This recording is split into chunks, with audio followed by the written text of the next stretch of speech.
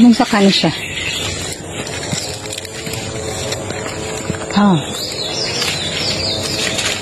Pasok ka, Dol? Oo. Pasok ka kay pangabog sa mga insekto.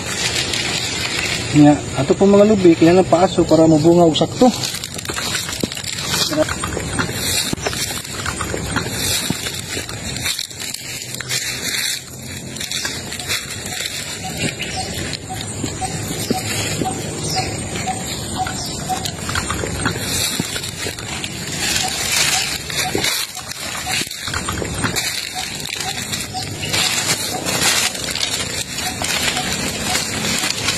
Paso ka kay paso na itong mga lubi.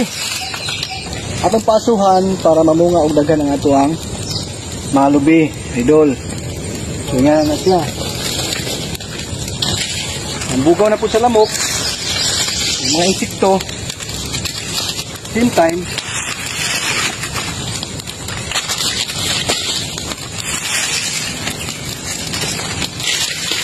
bugaw sa mga insekto para